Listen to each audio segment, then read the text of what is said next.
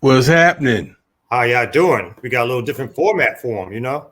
Okay, this is wild right now, man. It's the first time we doing Renegade culture like this. You know what I'm saying? You know what I mean? Like this is like that. It's like this and huh? Okay. You know what? You know the ill thing about tonight? Like our whole team missing. Everybody's going, right?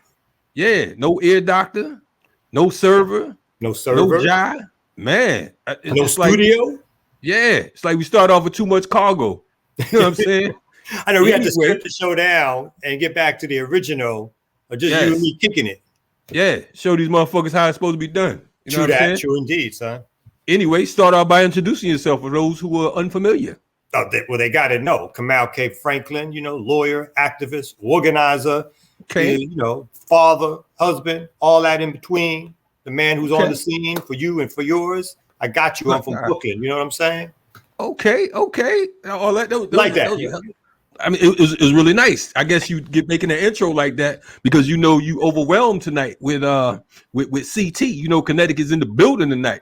Anyway, yes it is. For those of you who are unaware, you know what I'm saying, if you are somewhere that's colder than a white man, as the ear doctor would say, you could best believe that you are witnessing Kalonji and Changa, aka the riot starter. You know what I'm saying? And I am the host of Renegade Culture alongside Kamau Franklin, who is also a host. See, I was going to say codes. I'm trying to keep it 100. I know. I was like, I'm getting like my rank is going down.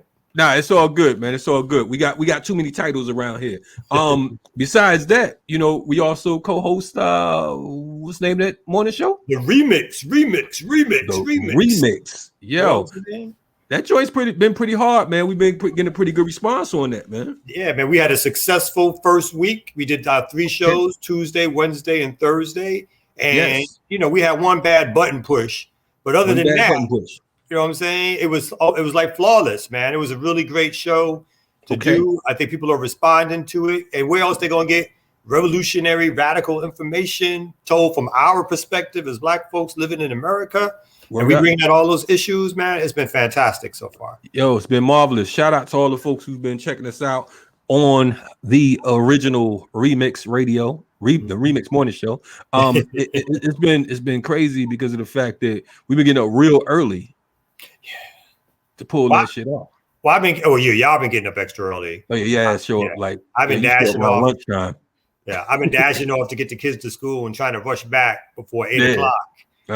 That's what hasn't always been successful. I feel a little attitude in the voice, B. Oh nah. I mean, you've been making it before 8:30. That's good. You know what I'm saying? It's all good. You know what I'm saying? I've been quite surprised. You know what I'm saying? I'm just a talent, man. You know, all our production stuff I leave to everybody else. You know what I'm saying? Hey man, you the talent like LeBron. You know what I'm saying? And True. Those you want to know about LeBron, check out yesterday, because you're gonna see this on Friday. You know what I'm saying? Check out Thursday's episode of the remix, and you could hear what we had to say about Bronny Braun. But anyway, there's definitely a lot going on in the world today. Shit's been totally bananas. You know what I'm saying? It does feel weird us being in on this this different platform today. This is not going to be a regular thing. I want y'all to know that we will be back in the studio, but for now we said we can't cancel Renegade Culture because I mean, they're going to be crying. They're going to be like, oh, Kalonji, we've been missing you. And we don't want them to do that. Was that what they were doing? Because of you? So. I think it's me. I think that was, I get like a lot of fan letters these days. You know what I'm saying? Do you? Yeah, a lot. You know what I'm saying? Like, I get like little emails, people be DMing me. Like, damn, Kamau, you are like the host with the most, man. You like the dude that you be carrying all these shows. I was like, I never knew I'd be, this good at podcasting when I hit 50, I never knew around too, you know what I'm saying? Yeah, you know what I'm saying? I'm just me and shit. But anyway, something bad wrong with you as we could tell. Man, what's the latest here in the world, man? What we need to hit on, man? Because there's so much going on. I mean, what's your take of the world today? Man, I mean, I think that you're right. There's so much stuff going on. You got a Biden who, again, is like, just to deal with some national politics. He's threatening to raise taxes on the rich. But whatever he does, it ain't going to be enough to solve no problems. And as usual, the news media gets all hype like this is some big significant change. And again, these minuscule raises, it's not like they're like redistributing wealth to anybody, but this is like front page news now, where all these folks are talking about how potentially down the line there's going to be a raise in taxes for these folks, and that somehow they're going to be spreading some resources to us all. But again, I just think that's like just more the sauce for the cause, letting them like spin their wheels and so forth. I mean, it's malarkey, you know what I'm saying? I mean, Biden has mastered the art of sophisticated manipulation.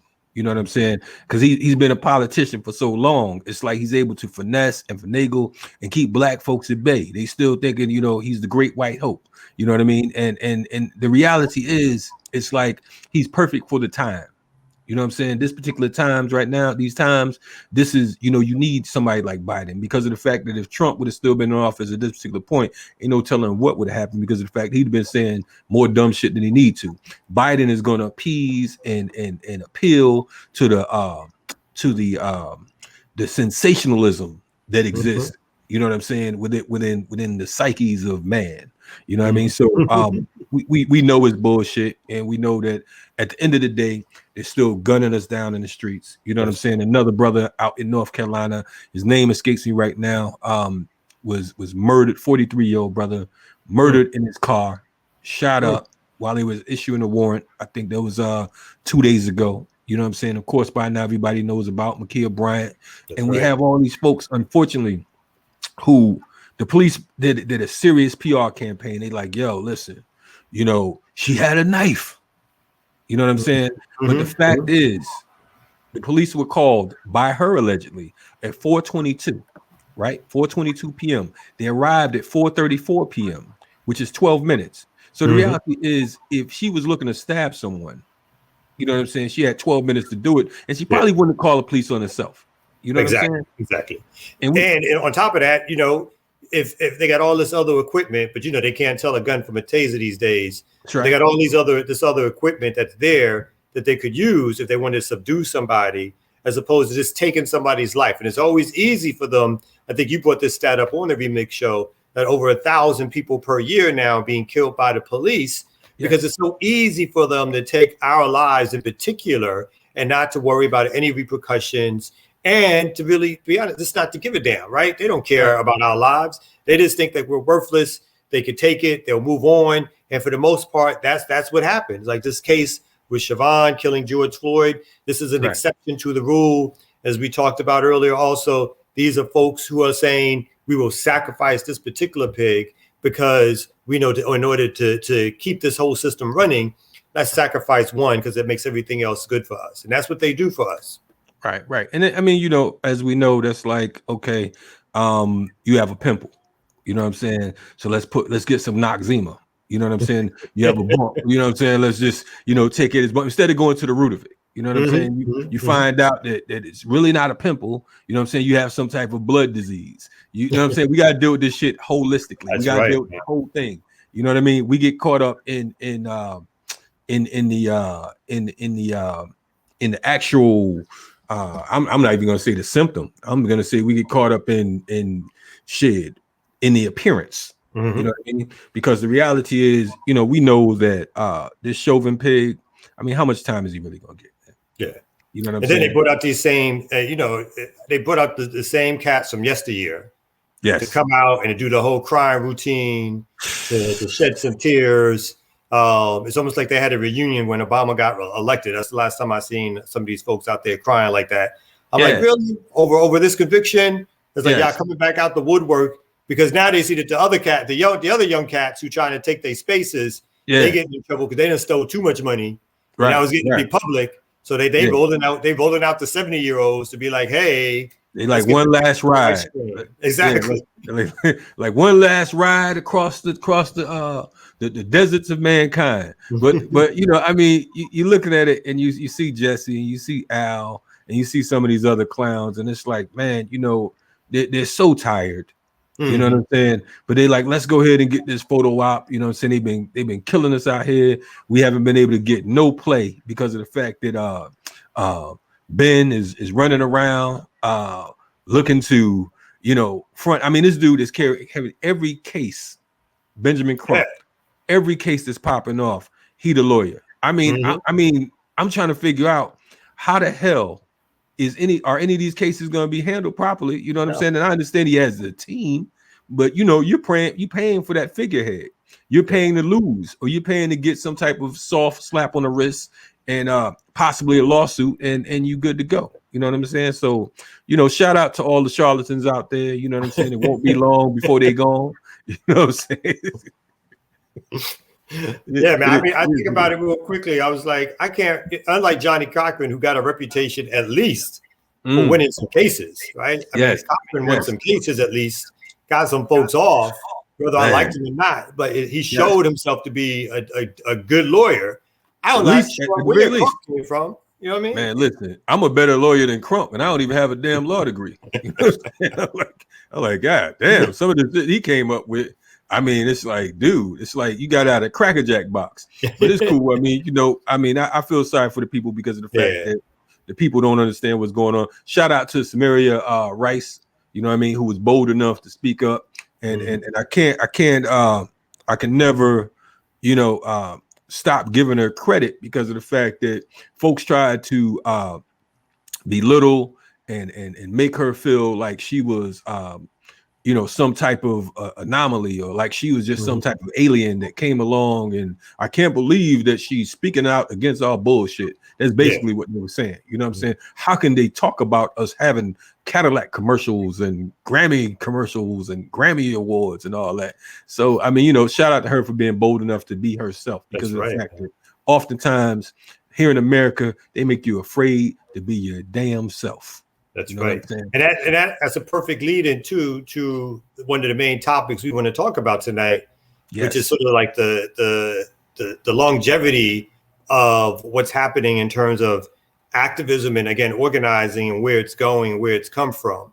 And we have a special guest on who's going to come on in a second. We're going to talk about sort of that legacy that we all refer to as something really important to why all of us started organizing and being activists and radical and revolutionary, which is a lot of the cats from the 60s and 70s who put that serious work in, and how we revere them, and how we, as that generation that was born like in the late 60s and early 70s and mid 70s, got to at least interact with them when they were still, relatively speaking, young and still doing some work.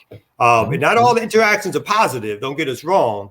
But the fact that we got to sort of learn and talk and chat and see all the stuff they're doing and they were doing, and how we feel like this new generation of folks might be missing out on some of that stuff, because they're almost like a derivative of derivative.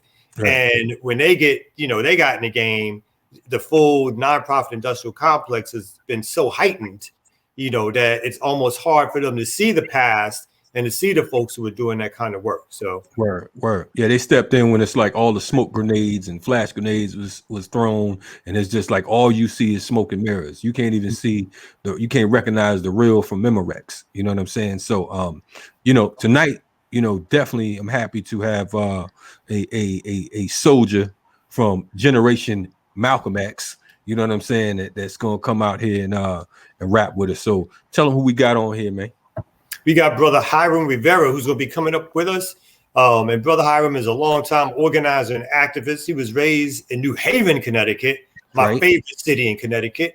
Now living in Philadelphia. He spent 14 years as a lead organizer, working on juvenile justice, education, justice, and policing issues across Connecticut, New York City, and Philadelphia. And he's been a longtime activist in the political prisoner movement, new Afrikan Independence Movement, and the Puerto Rican Independence Movement. So I feel like without further ado, let's bring on Brother Hyrum. Right on. Okay. Hyrum from New Haven in the building. What's happening, brother? How you doing, man? I'm good, man. Thank you for having me. It's an honor to be on Renegade. Of course, man. You know what I'm saying? It's always an honor to be with somebody from Bridgeport. We know how we do this. It's good, brother. I got all my teeth, fam, so I don't know what part of Bridgeport you talking about. New Haven. Anyway, for those who don't know, New Haven is 15 minutes away from Bridgeport. Some people would say that it was rival cities or whatever, but I wouldn't say that. You know what I'm saying? I'd just say that New Haven wasn't aware that Bridgeport was so dope, but they good now. We understand that now. But anyway, enough of that. Good to see an organizer from Connecticut on the real. You know what I'm saying? Yeah, somebody's putting in that work, man. Yeah, you know what I mean. Thank you for having me. So Hyrum, we were saying right before we started, like all of us together, we're around similar ages, and when we talk about organizing, we get into some of these stories, not only about the work that we've all done, of course, but some of that work in relationship to some of the Panthers that we got to know and talk to and did work on their cases and stuff like that. So I wanted to start by just asking you, how do you feel like getting to know Panthers and working with them has influenced your work and your ideology? I mean, it's had a major influence, right? Like once you get politicized, and growing up, so I'm 44, right? So I'm in high school in the early 90s. 92, Malcolm X, the movie comes out, right? You got like Brand Nubian them. You got a whole bunch of like this in terms of hip hop music, it's this Black pride, right? It's a politicized sort of moment. And so we're all getting radicalized. And like most young people, right? Some of us who go to college and stuff, and even those who don't go to college, right? Start getting radicalized. I was a 5%er, right? Before that was Nation of Islam, but 5%. So you start learning about all these moments in history and these figures, right? And what you end up doing, you start romanticizing the past. You start romanticizing a lot of stories of the Panthers and the BLA and all that stuff. And to be able to speak with those brothers and sisters who actually lived it, right? And hear the good things, but also the not so good things, also the work that went into creating that, right? Also the struggles, the sacrifices that had to be made to be able to do that work. Was a real eye-opener for me. And not only that, but was also them being very clear that the state plays no games, right? That if you enter this life, and if you choose this path, right, of liberation, of revolution, all that the state plays no games, right? And the state comes back real hard. And so hearing the sacrifices that not only they made, but their families had to make, right? Their children have made as a result of either them going to prison, their comrades being killed, definitely stayed with me. And definitely influence a lot of the way that I chose to go about my work, right? Certain level of discipline. There's a certain level of rigor, right? And you basically have to show and prove.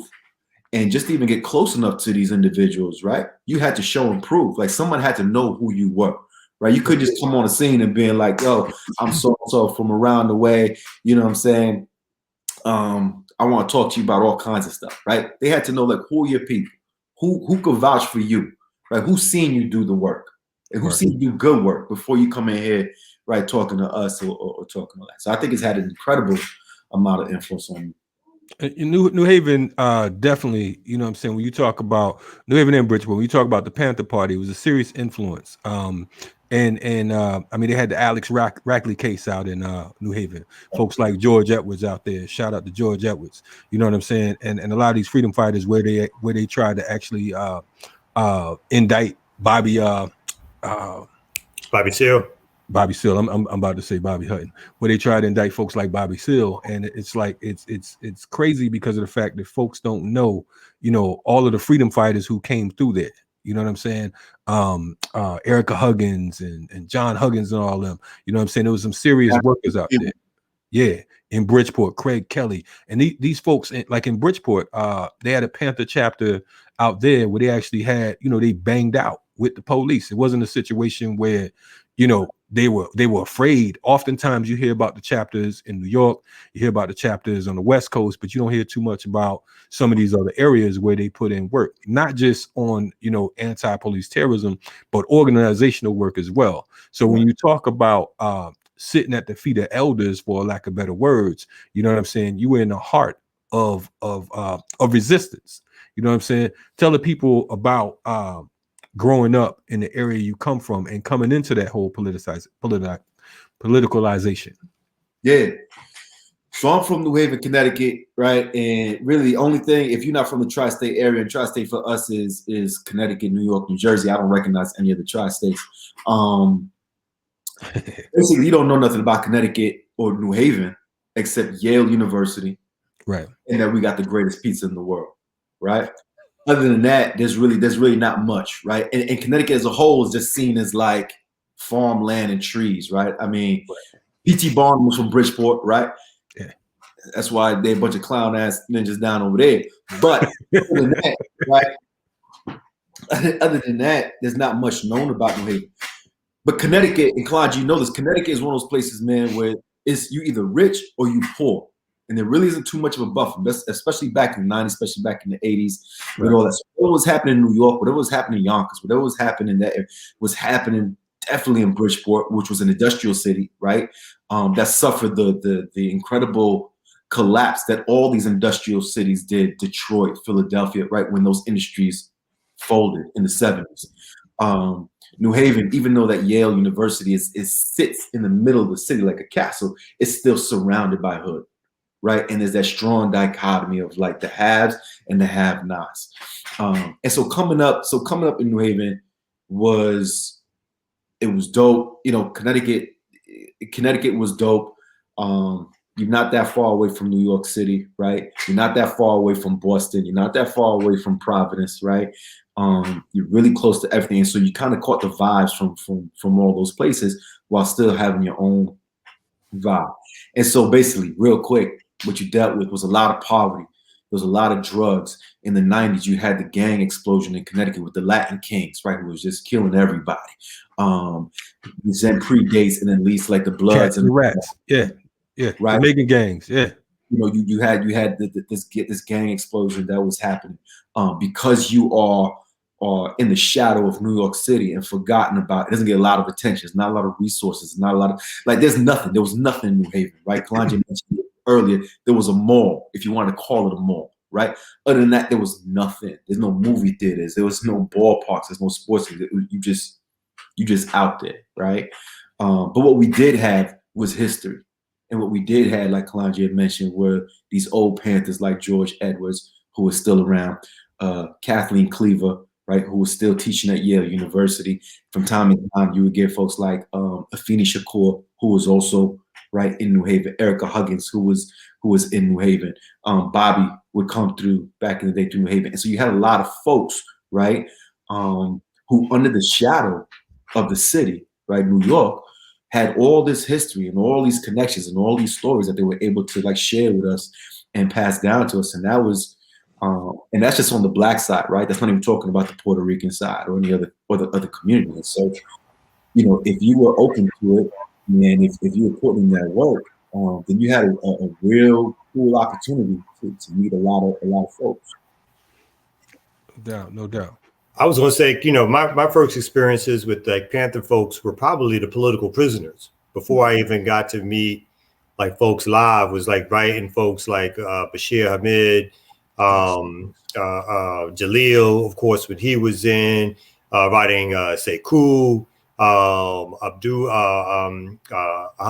Majid, Bashir Hamid, Abdul Majid, and several other ones, and just writing them and starting to go visit them. Kind of like started to really shape. You know, before that it was all up in the books, but then you got to talk to these folks.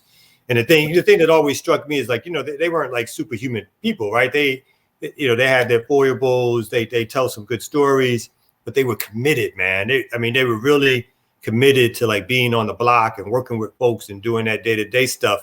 And like, you know, we recently ourselves had a conversation with Sekou in the studio, and he was talking about how, you know, like you know, if something happened to somebody on the block, they call it the Panthers because they're getting evicted. 5 minutes later, the Panthers have them back in their house. You know what I mean? It was like that kind of in the street work and politicizing people.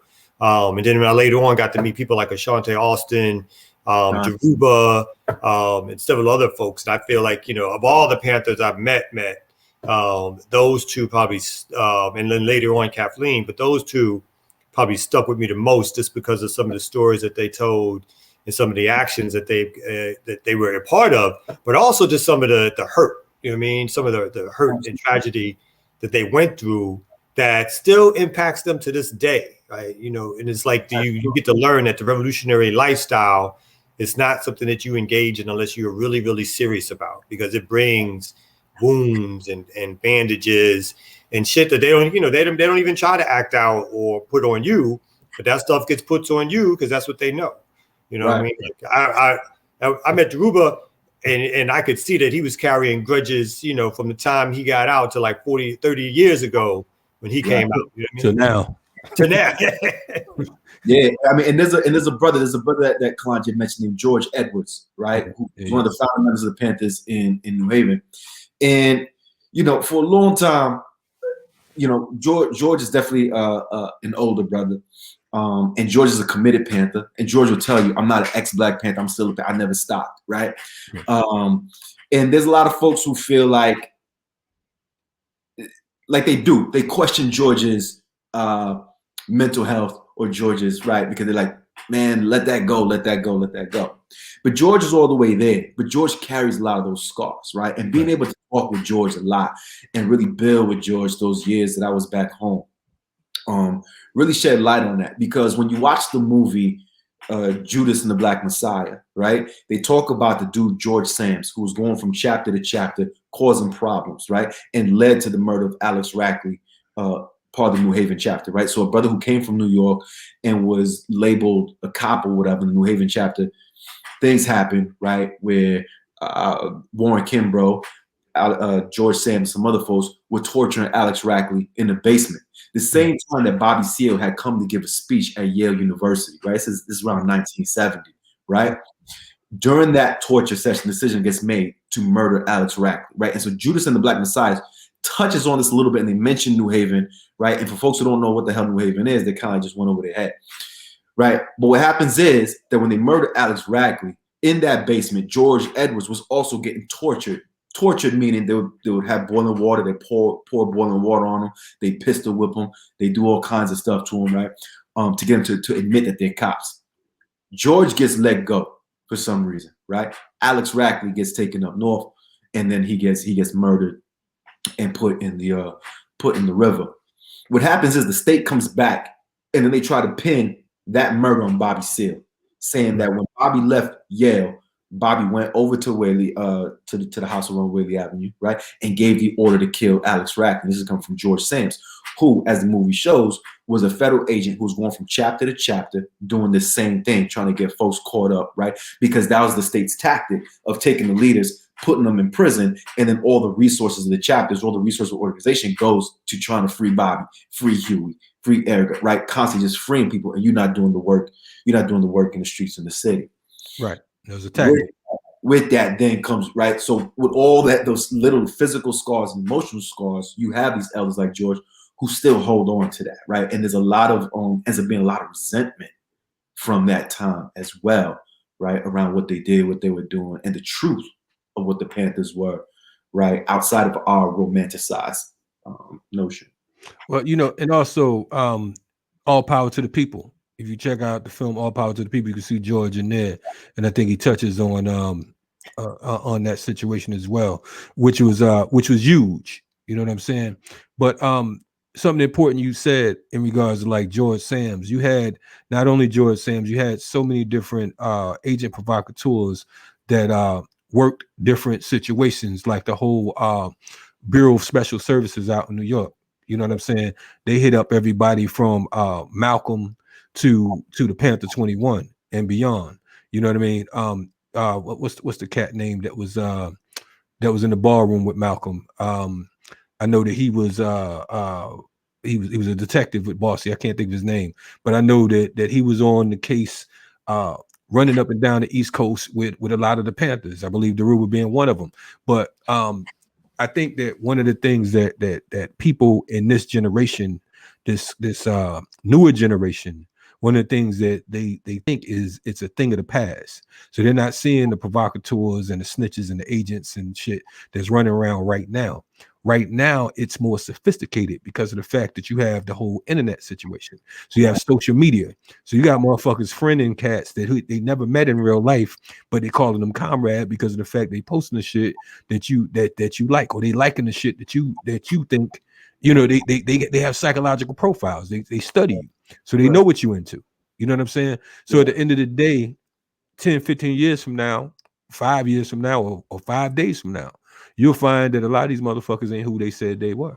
You know what I'm saying? Right. So right now, I think that one of the things that this generation lacks is the ability to COINTELPROOF themselves. You understand what I'm saying? Because of the fact that with us, we had the opportunity, like you said, to sit at the feet and to study from these different OGs, you know what I'm saying, from these political prisoners. We've been doing this work so long that I remember there was a time that no PPs were being released. You understand what I'm saying? And it was like we had the posters and shit, set the captives free.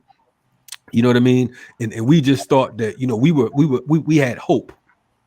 I don't even know if we really had faith, but we damn sure had a lot of hope. You know what I'm saying? What would we say to the millennials?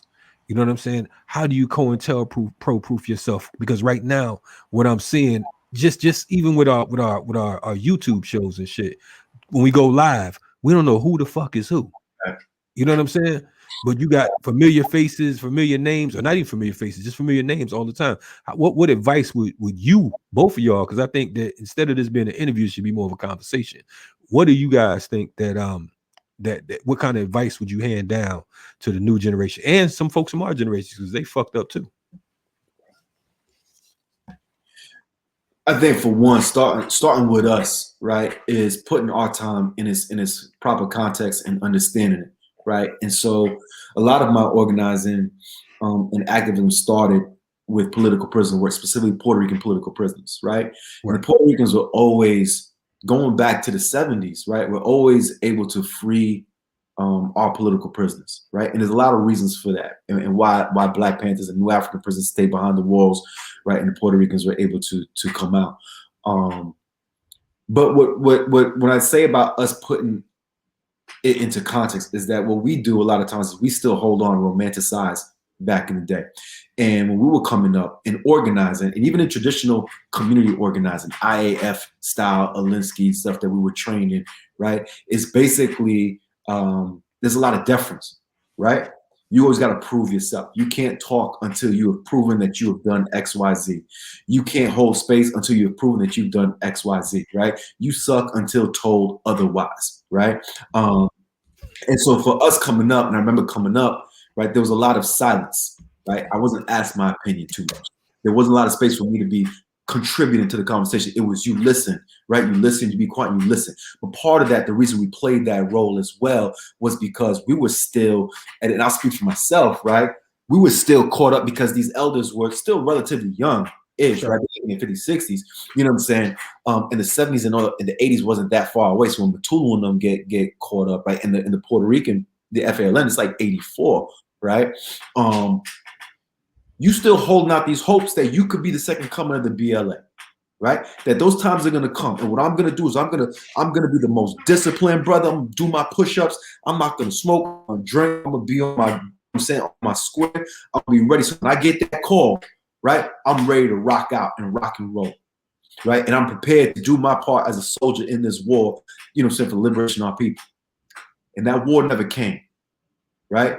And in that silence, there was a lot of stuff that got to slide, right? We were very bad on the gender question. We were very bad on the you know, a lot of the messed up stuff that was happening inside the organization, and also excusing the messed up stuff that was happening in the Panthers time and during our elders time. The stories that we heard and we kind of just brushed off and be like, we still gonna put this person on a pedestal, even though I know they did a lot of bad stuff, and even though there's other, like Kamau saying, elders, women, other folks who were harmed by these people who were saying like, yo, so-and-so did this, so-and-so did, right? Because you pedestalize these people, because you hope that one day in your illusions, right, and in your crazy romanticized notion that I can play that role too, you let a lot of stuff slide, a lot of stuff that shouldn't have slide, right, go by. And so what I say for now, you know, the game has changed, and with the advent of social media, you don't need to actually do the underground organizing to build a base. You actually don't even need a base of followers, of people to listen to you, right? You just throw some shit up on the internet and boom, it's gonna get shared and it's out, it's off and running, right? With social media comes the commodifying and the commodification of not only movement, but ourselves. Every time you're taking a selfie of someone on Instagram, you're selling yourself, right? It's a form of like commodification, like you're branding yourself, you're selling yourself, right? And our movements have been sold. Our movements have been commodified, right? A lot of the work that you see now isn't so much organizing, it's branding, right? And you take this image and you make it seem like it's a lot bigger than what it is. And when you really break it down, scratch the surface, and you look at all these organizations that, right, are out here, you're really talking about 2-3 people, right? There's very few organizations that actually have actual bases or actual memberships. And those that do, when you keep scratching the surface, there is no real politic there. There's no theory, right? There's no, so we have whole movements that don't have a class analysis, that don't have a theoretical foundation, right? That don't have an actual politic, but they got shine and they got money, right? And it's rolling. And so my advice to the younger generations, and I've been a part of it, right? I've been a part of working with teenagers and working with the current organizers and all the, you know, I know the heads of this current moment that we're in very well, is to do the knowledge, right? Slow down, read, study, right? Have your principles and your politics very clear, and take the time to talk to these elders, and for the elders, right, to catch up. The game doesn't change. There's some things that you just can't let slide anymore. There's just certain things you just can't, positions you can't hold anymore, right? And do our best to go back to an intergenerational way of dealing with each other, because those relationships have been too severed and it's messing everything up, right? But in terms of to wrap this up and to answer your question directly around the COINTELPRO piece, man, it's just go back to the hood, go back to the streets, right? The internet is cool, the internet is a powerful tool, but unless you in those streets building relationships with real people, there's just no real way you can protect yourself from the state and the fuckery that's gonna come. Unless you are out building bases, building actual relationships with the individuals in the cities and neighborhoods you live with, you are always going to be susceptible, right, to the fuckery of the state. I was going to say one thing I used to do, I used to be better at. I don't think I'm that good at it anymore, but I used to keep a wide array of friends who were like liberal, middle class. I tried to know every now and then a particular person who had some clout, because I thought it was always wise in terms of that romanticized vision of like the work that we would do. Like, you know what, if you ever get caught up on something, what you need is people to come out and vouch for you. And you need people who got all these different positions to vouch for you so that, you know, at the very least, it protects you in some way if something goes down or whatever like that. But I was going to also say, like, you know, I think one of the key points that you touched upon in terms of how the game is played is you know, when we go back to like the 60s, to our generation, to what's happening now, money just, I think it was probably when I was in my mid 30s that the explosion of the potential for resources for organizing became more of a reality, right? I think when I first started organizing, it was still on that track of like, you do it because of your ideology, you put money together, you do fundraisers at the house, you know what I mean? Like if you get somebody who gives some money, it might be like $500, but for the most part, you know, that stuff is hand to mouth, right? Mm-hmm. And I think at some point in, you know, being in New York, at some point in like around like 90s, somewhere between 90s, I'm going to say like 96, 97 to 2000 something. Of course, there was always some money before that, but the way in which whole organizations could survive because they got grants, right? Mm-hmm. And could say that they were political, could say they were radical, but they survived and shifted what they depended on or who they depended on for funding to the point of everything became the 501c3, the nonprofit status, the applying for grants, the single issue organization. It became, and in this, you know, obviously in this time period, it's exploded tenfold. Where like not only the branding but the whole careerism and the resources you can make. It almost is like a profession, right? Because you could be middle ground profession, like you know, like a singer, backup singer or whatever like that, and play your role for like 15, 20 years. But those backup singers are looking for that album to hit. And that's what you got in organizing now. You got folks who are waiting for, like you said, their social media to pop. because they were in the right place at the right time, or they created some stir around something. Doesn't matter if they did the work. That doesn't even make any difference. But something can pop, and then all of a sudden these folks have platforms and access to resources that, again, 15, 20 years ago and beyond, no one had access to that. And that for the most part in those degrees, unless they were really the mainstream organizations. Right. You don't have to be that anymore. And I think that's kind of like just so much the dynamic. And that's a huge piece, right? I mean, another thing that I always tell folks, right, is that we need to build independent political organizations, community organizations, not no more nonprofits. You need political community organizations, right? Because after the Panthers and all of them get destroyed because of COINTELPRO and all the infighting and stuff, then comes these neo-Alinsky organizations, the Acorns and all those stuff, right? And Saul Alinsky being, right, seen as the godfather of traditional community organizing or whatever, his main thing was stay away from ideology, stick to bread and butter issues, right? Don't do the ideology thing. That's some old communist bullshit, right? Stick to bread and butter issues. So you end up with the Acorns and all those folks who start doing those single issue, right, programs. And then what ends up happening is that continues to blow up in the nonprofit industrial complex, starts to grow out of control. I say this as having been a director of 2 nonprofits, right? So I'm not just talking, I know because I've been in it, right? And what has happened now, this is what I said earlier, right? The moment that we're in, I don't call it a movement, and it's not to be disrespectful to the folks who are doing a lot of the work for the past 6 or 7 years with the BLMs and the MFBLs and all of that stuff, right? But the reason I say this is because I feel like it's not a movement, it is a massive nonprofit sector.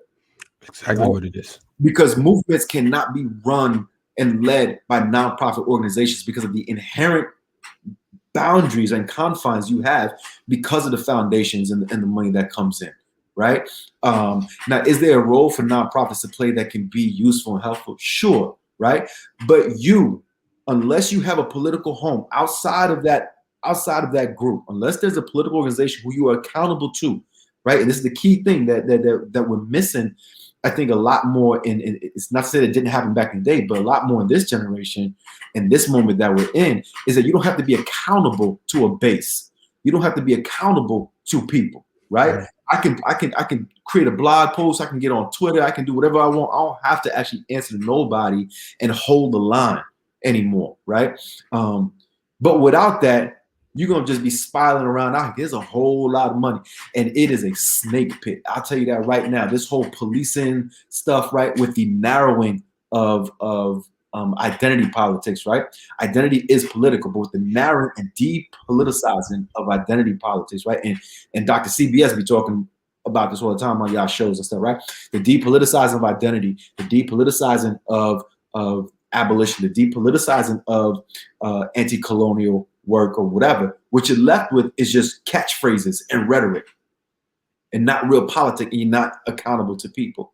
And that's where you get swept up and you can be used and manipulated and end up in Cadillac commercials. Because what's your politic, right? Who's your organization that's telling you, whoa, that's not the line. You're not holding the line, right? And not to just pick on that. There's many people in many ways, right? A lot of folks getting PhDs, a lot of folks writing books, a lot of folks got mortgages, a lot of folks got, right? There's a whole lot of stuff. And I understand that people need jobs, right? And what the nonprofit industrial complex did was, when you lose factories and the factories close, right? And you lose a lot of jobs, these things come up, and you gave poor people an opportunity to get a gig, but not only a gig that's supposed to be, right, committed to helping your community, right? And now that's switched. Where now, because of lack of jobs, a lot of these directors got law degrees. A lot of these folks have PhDs, right? Now you have this. And so another advice that I would give to answer Kalonji's question around the advice is, aside from joining political organizations, right, building and or joining political organizations, is have the conversations around, right, the bourgeois aspirations we've been socialized into having, right? The petty bourgeois positions a lot of us hold, right, whether we want to admit it or not, and what comes with that. Because once you start making a certain salary, once you start having a certain access, right, it's real hard to give that up, right? Khalid, right, brother Khalid was on Facebook talking about, committing class suicide, right? And Amilcar Cabral's class suicide. And we don't even know what that looks like in the United States context. He was talking about folks in Guinea-Bissau, right, going to the countryside, abandon your professional careers and go to the countryside. There's no countryside in the United States. What does that look like today when we got these degrees, we got these positions that pay us all these salaries, we got insurance in a country that has privatized medical shit? I got a job that gives me insurance. I'm supposed to just give that up for what and go where?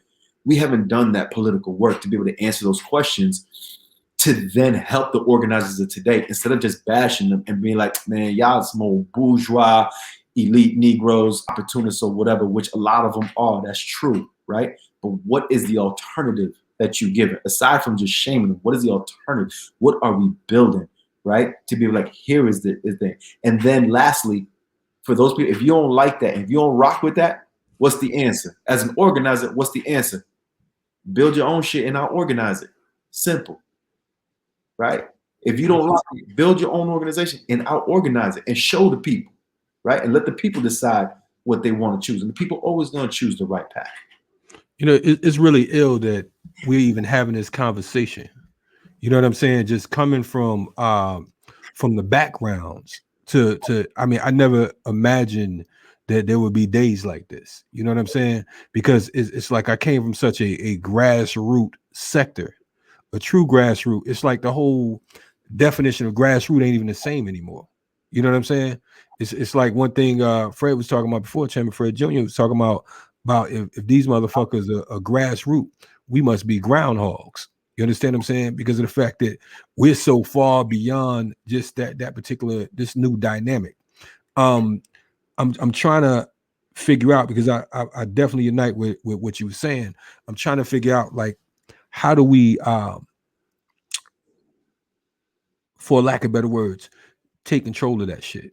Because what's going to happen is, with this whole class struggle within movement or within organization or within organizing, because like you said, I don't consider it movement, but who gives a fuck about what I say? If you know, if you say you this, then that's what the fuck you are, according to social media. You know what I'm saying? He just hating. You know what I'm saying? Is how it comes off. But how do we take control of this situation? Because the reality is, you cannot wage a revolution in that manner. You understand what I'm saying? You would never be able to wage revolution if you are relying on, you know, some of these particular perks. You know, at what point we'll be able to stop the train and say, look, this shit must go? At what point will we be able to say that yes, we have to abolish this shit, period? You know what I mean? And it's not a myth or not a dream. When do we get to that particular point? And how do we bring it home properly? Because of the fact that at the rate we're going, you know, we're going to go further into degradation, man. We're not going to, it's going to be impossible to get up out of this situation. I think what we need to do is build, again, our independent political organizations, right? And out-organize what we got out there, right? Out-organize. I don't think you can stop. I don't think it's our job to go out and try to stop the nonprofit stuff or the shenanigans or the opportunism that is happening right now. You build your base, you build your organization to then be able to battle, right, and present to the people, here's the alternative. Here's why that doesn't work, right? Here's our solution to this problem. The problem isn't these, you know, other black folks, these other brown folks. The problem is still and will always be this capitalist system, this white supremacist system, right? In the United States of America itself. That will always be the enemy of the people in the internal colony here in the United States and externally, right, for the rest of the world. And so what you do is you get your politics right, you build your organizations, you build your line, you go to the people, right? And then you start building and growing from there. And don't worry about getting into social media battles with folks or getting into, you know, feeling the need that you have to shame people or do all that stuff. Now you question when questioned, right? But there's a way to mount critiques, criticisms, and self-criticisms, right? If you just engage in social media bullshit too, well, you know better than that person, right? The people don't want to hear all that. The people are being gentrified out of their neighborhoods. Their water's no good. Their babies are getting shot, right? The schools ain't worth a damn. You know what I'm saying? They don't have time for our organizer beef around who should be getting shine and who shouldn't, right? Our work is to get back into the streets, build those organizations, and then out-organize, right, whatever we think isn't working. And that is the way, because again, and also understanding that everything revolves around time, place, and conditions, right? And right now we're not living in a revolutionary moment. So if we keep looking back to the Panthers and them without understanding that at that same time, the countries in Africa were liberating themselves from the colonial oppressions, right, in the 50s. China was freeing themselves, right, from their situation. Vietnam was freeing itself. Cuba, right? The whole world is a completely different wave. We have been living under generations and decades of neoliberal victories, hardcore U.S. imperialism, right? And so we also got to be a little patient with ourselves to be like, dog, we living in some times that the world has never lived in. Because now they got robot soldiers and robot police dogs, and they can see ahead of a quarter from outer space. And you know what I'm saying? Like, you need to be a little patient with yourself and get back to the tried and true. Read, study together, build your cadres, right? Build with the people you know, build that trust, build your organizations, and then go back to the people, right? And the people are going to guide you, and the people are going to let you know what they need, and then move from there. And then that show, right, the true path.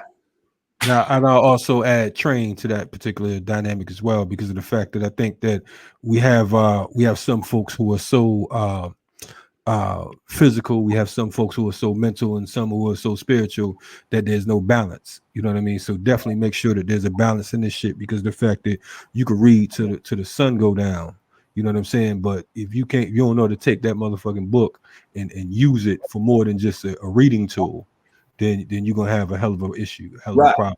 That's a practice, right? That's Chairman Fred Hampton, right? He was like, without practice, that's just some bullshit, right? You can just read it, sound cool, right? You got cool tweets, but if you ain't actually out there doing the work and practicing, then none of that means anything. You're absolutely right. No doubt. So before we wrap up a little bit, I want to talk a little bit about the Puerto Rican Independence Movement with you, because Puerto Rico has been in the news, hasn't been in the news that much lately, but over the last year or two, obviously it was in the news a lot with Trump's bullshit and the rest of it. And the idea of Puerto Rican nationalism, again, in terms of like the times we're in now, seems to be almost off the table as sort of like, again, the way that the sort of neoliberal capitalist system is working and disaster capitalism. You had the great storms and everything that happened in Puerto Rico. You had folks started to migrating up here to the quote unquote mainland, right? And then you have all these, the destruction of the economy. You have all these white folks purchasing and so forth. So like if you had any sort of prognosis for what do you see happening in Puerto Rico, and what do you think the people are turning? And I mean, we also had a time period where people started turning out the governors, because they were like, you just playing that same old game and not doing anything. So where do you feel like politics is at in Puerto Rico right now for some sort of radical movement or radical change? It's in a crucial place, right? Since Hurricane Maria hit, everything has been just totally flipped on its head, right? And right after that, Barack Obama had put in place a fiscal control board to basically control the island. And the fiscal control board's priority and main goal, and number one goal, is to recoup as much of the debt, right, that they say Puerto Rico owes basically Wall Street, which is $84 billion, right? And so they're selling everything and privatizing everything. What popped up during that same time, when the puppet government that exists, because Puerto Rico is a colony, right? It is a colony, a puppet government. When the state fell after the hurricane, literally, when the government couldn't do nothing, provide nothing for the people, it was just, you couldn't find these individuals, right? The people themselves start to set up these mutual aid programs, right? Feeding each other, trying to rebuild their homes, trying to do all those things. So you still have a lot of that energy. The problem is with Puerto Rico is that Puerto Rico has always been a colony, right? Since its creation, since the arrival of Columbus in 1493, and when Puerto Rico was created, it's never not been a colony, either of Spain or the United States, which is heavy, right? The only other equivalent you could potentially put it is the new African nation here, right? Now, if Black Americans want to see themselves as a nation, right, it would be colonized for just as long. Puerto Rico is the same thing. And so So what happens is that, for most people, they can't envision beyond their colonial status. They can't envision beyond what life is without the United States, which life under the United States has been nothing but death, torture, murder, right? All kinds of stuff. And so what you have now is this phenomenon of, with the Democrats and Donald Trump and the Republican control. What came out of that is Democrats trying to figure out, how do we fix the game? Because these politicians are always trying to fix the game. How do we fix the game to ensure that we stay in power forever? And one of those things is, well, what if we give the territories, is what they call them, the Virgin Islands, Puerto Rico, Guam, what if we give them voting rights? Because right now, these territories, even though they're United States citizens, they can't vote for president, right? And the gamble is, right, and assumption is that all these places, especially Puerto Rico, are going to be Democrat. They're going to vote Democrat all the time. Let's talk about making a mistake. Because if we make a mistake, that's guaranteed another Democratic bloc, and we can lock this thing down. What does that mean for PR? Well, what that means for PR is that now you have the influx post Maria, and with the climate change and now this political thing of the Democratic Party and United States philanthropy dumping a lot of money into Puerto Rico, and the professionalizing of the liberation movement and the social justice movement in Puerto Rico the way they did here, we were just talking about in the United States, right? Where now you have professional organizers, where now you can't do no work without a grant, right? Without having a nonprofit organization leading a movement. And for Puerto Rico is wild, because we're talking about a national liberation movement, right? You're talking about a country that has been literally at war with the United States for 123 years, right? We have had political prisoners because it has been a war. And so what is happening now? Well, you end up with everybody's, favorite AOC, and Representative Nydia Velázquez coming up with this bill that's basically saying, they're calling decolonization, right? They want to have a plebiscite where Puerto Ricans will decide their fate, right? And put this bill, because the Republicans and the other folks are being like, well, let's make it a state, yada, yada, yada, and we can lock this down. And they're like, no, self-determination means that people in Puerto Rico get to decide or whatever. But why is that a problem? Well, one, Representative Nydia Velázquez was the Puerto Rican face of the Promesa Act in the first place, right? That Obama signed to put that control board in place. This woman is responsible for putting that control board in place. Now you turn around and be like, no, Puerto Rico needs self-determination. Here's this other bill. Second is that this plebiscite also leaves statehood on the table, right? So you're talking about decolonization. How does statehood equal decolonization? You'll end up being Hawaii. The Kingdom of Hawaii was taken forcefully, right? And what ended up happening was their native population was decimated, right? They turned them all into Hilton hotels and mansions or whatever, right? Hardly nobody speaks Hawaiian anymore. Hawaiian culture is now just some shit that you package and sell to tourists, right? Hula skirts, and that's it, right? And they want to do the same thing to Puerto Rico, right? Which Puerto Rico is a military outpost. The United States has always attacked every Latin American country the United States has invaded or attacked. They've done it from Puerto Rico, right? They tested Agent Orange in Vieques, Puerto Rico, before they dropped it over there in Vietnam, right? This is what the United States has used Puerto Rico for.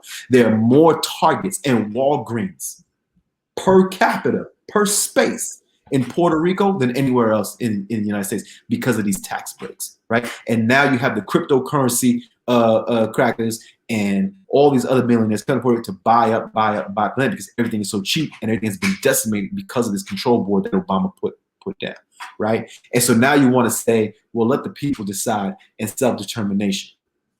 Well, the United Nations resolution has already said what decolonization looks like for those colonies that still remain in the world, right? And it means independence. It doesn't mean what AOC in Washington, D.C. wants us to do is basically go back to the metropole, go back to the colonizer itself, and let the United States Congress decide whether we get to be free or not. And so to wrap this up is, it's this real tricky place where now you have this new generation that is looking at the United States, right? Is looking at the current movements in the United States and is trying to copy that. The identity politic language, the narrow identity politics, the narrowing of anti-colonial stuff, right? Because they know that's what gets shine. That's what's going to get you to blow up. That's what's going to make you be, right, the leader, there was this pushback against the charismatic black leader. And we heard that for years, right? The charismatic black leader, y'all need to sit down, y'all need to go away. No more Malcolms, no more that, right? There is no critique or criticism of the charismatic black female leader and what that has meant, right? But what you end up having, even more so than that, is a professionalization of movement and the shine, right? So now you're battling funder money, the Center for Popular Democracies, the OSFs, the Ford Foundations, so all these people coming in here, basically selling us that this is your national liberation movement, comes by way of a grant and U.S. Congress telling you, you know, whether that's okay or not. When you and I know, right, that the only way any country has ever won its independence is through struggle, actual revolution, right? And on his birthday, Lenin has said, revolutions aren't a tea party, right? Revolutions are violent. Revolutions are full of sacrifice. It's not fun, but that is the only way towards liberation. And so where's Puerto Rico going to go? You know, it's interesting because a lot of folks on the ground who are pushing back against this professionalization and this new non-profitizing of the struggle. But when you're talking about folks who are poor, bankrupt, there's not a lot there, right? The influx of that money is really powerful, and it's really shaping stuff up. With the massive migration of folks who leave the islands, right, and headed to Florida, heading to places like that, because they're not even going to New York no more. They're not going to Connecticut no more, right? They're going down south, which creates a whole different, context altogether for the Puerto Rican diaspora. Hey man, the only thing I like about Puerto Rico in Congress is Don Raphael and Lolita. You know what I'm saying? That's the only thing I like about Puerto Rico in Congress. If you're talking that language, then I'm all for it.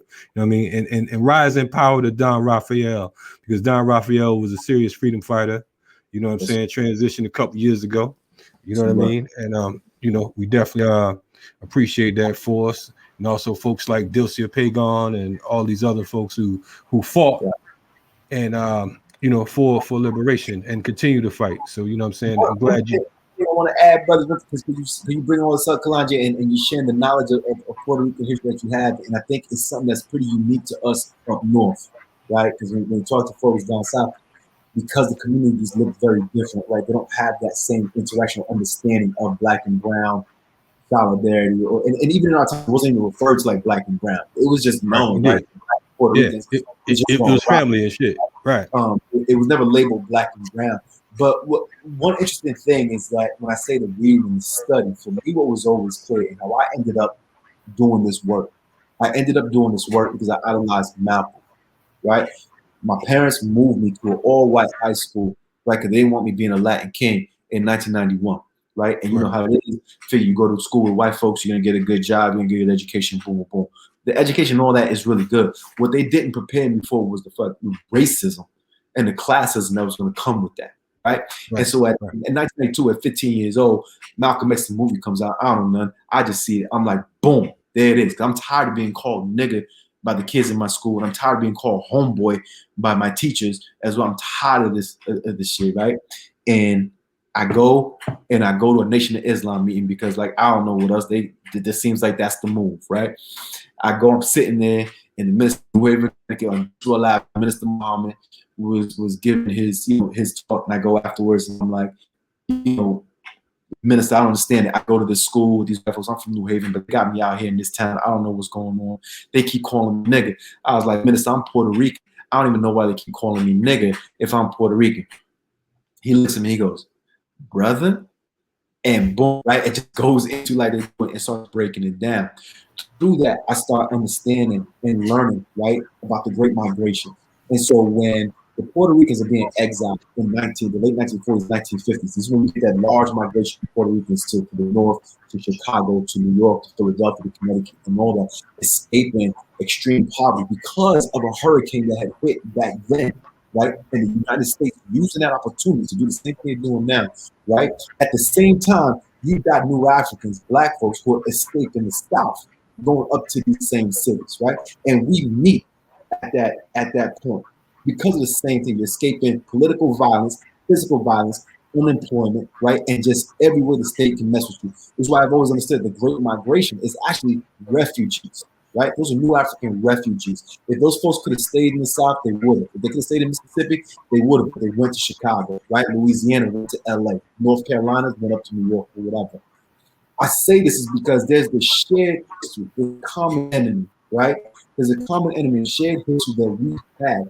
And if you keep working, you keep reading and building with folks, you can find those connections with everybody, right? And this is what led the chairman to this whole rainbow coalition idea, right? This understanding, the understanding of class, right? Which you have to understand class, you have to understand capitalism, understand each other's struggles, but we are a lot more aligned and linked up than we perceive. And one thing that I see now in today's movement is that solidarity, intercommunity solidarity or internationalism is not as important, is not as deeply rooted, right? Is not as embedded in our struggles as it was back in the day.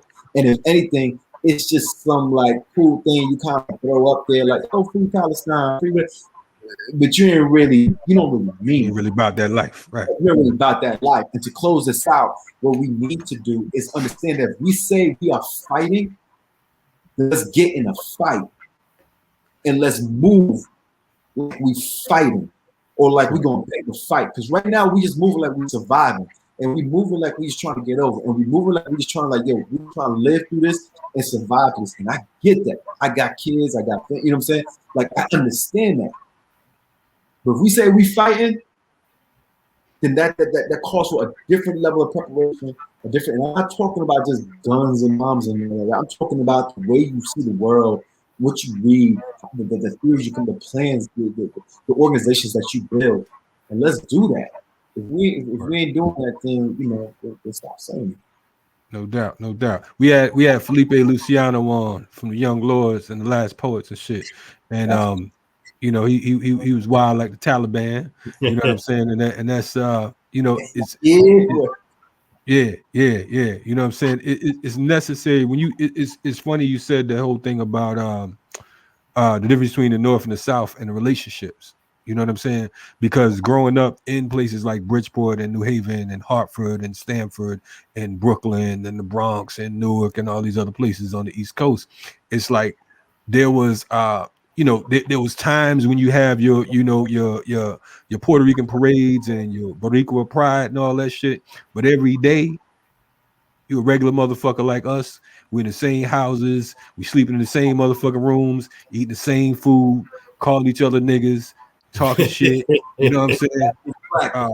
You learn how black you are real quick, right? I learned how black I was real fast. Man, listen, I got 7 nieces and nephews, you know what I'm saying, Puerto Rican, you know what I mean? And it's what it is. They look like me and shit, but you know what I mean? Some a little darker, some a little lighter. You know what I mean? And we've been banging out. We've been fucking with, dealing with protesting the whole Vieques situation. We've been dealing with, the welfare poets and shit like that, which is one of my favorite groups because of the fact that they put that, their symbol alone, just that red, black, and green, and that hatchet, you know what I'm saying, the Tainos and the Africans, you know what I mean? So it's crazy, but just traveling and just being in different regions where they like, oh man, I don't fuck with them cats, or I don't fuck with that. And it's like, wow, it's like you're amazed once you leave the tri-state. It's like you leave a fucking you leave your moat and your like you said, the castle and the moat. You pass by that shit, things ain't the same no more once you pass, you know what I mean? I wouldn't even say George Washington Bridge, once you pass New Jersey, you know what I'm saying? When you start going down that line, you hit Delaware and all that, you're in a whole new world. You know what I'm saying? But definitely we appreciate you coming on and shit.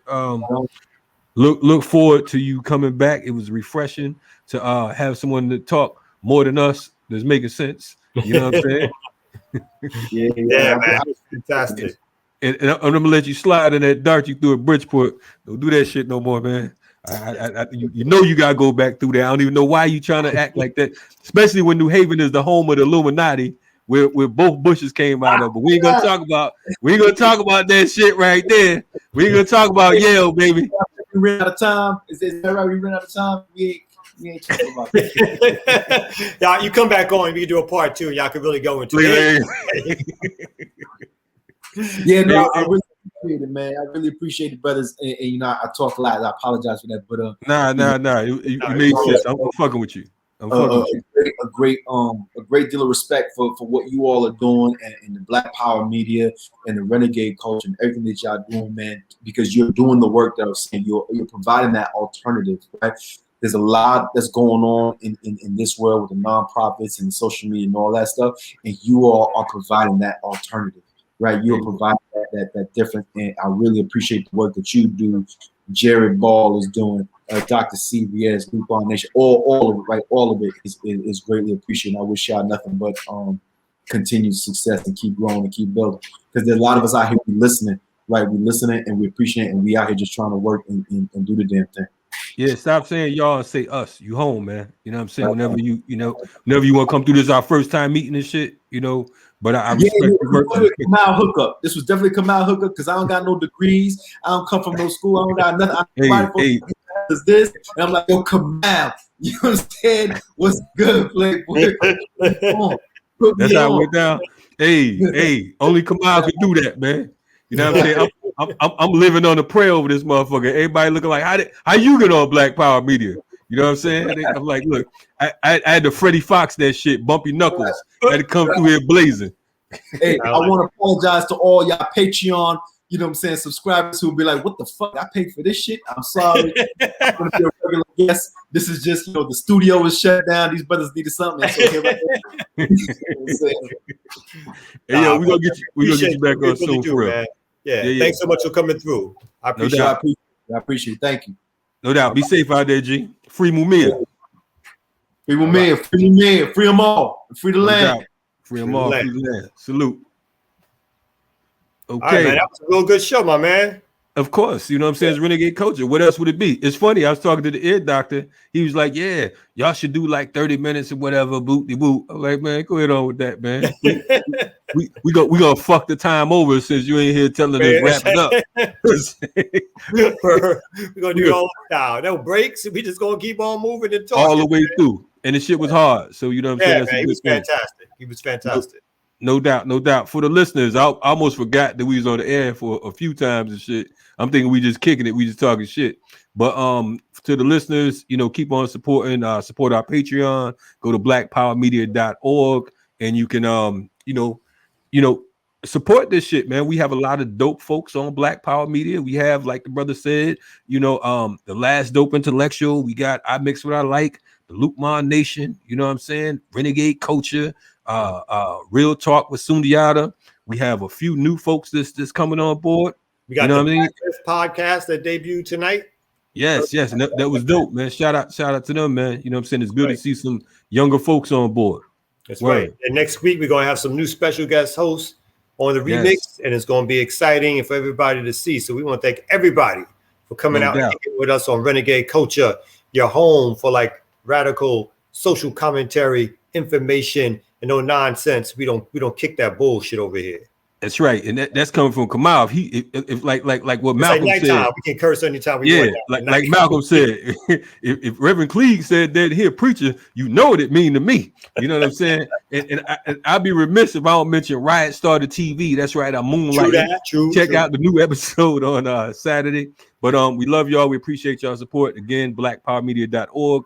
Do us a favor. If you can't do nothing else, we want you to spread our message. Go ahead and retweet, reply, respond, you know what I'm saying? Repost, definitely repost, because of the fact that, folks always talking about we need an alternative media. This shit ain't gonna just pick up and fly by itself. That's right. We got a helicopter, you know what I'm saying? But we need the motherfucking propeller. You know what I mean? So help us get that propeller, and we're gonna do what we need to do with it. You know what I'm saying? Kamau, travel safe out there. You know what I mean? Do what you need to do. I don't know if you read any of them books behind you, but you know what I'm saying? Because they seem to be in the same order every time it pops up. But it's cool, though. I'm fucking with you, though. I read all my books, brother. All of them. I already know, brother. I heard the rumors. I used to read them all. I don't read them no more. I was like, dude, I ain't even gonna lie, man. If you get to a certain age and shit, you just try to you read history and you read what's going on in society today. You know what I'm saying? You just like, look, shit real out this motherfucker. It ain't too many more books we can read. You know what I'm saying? That's gonna take us any further. But definitely, man, stay on point, keep winning, You listen to Renegade Culture, and as always, we ready for revolution. Peace. We out. Peace.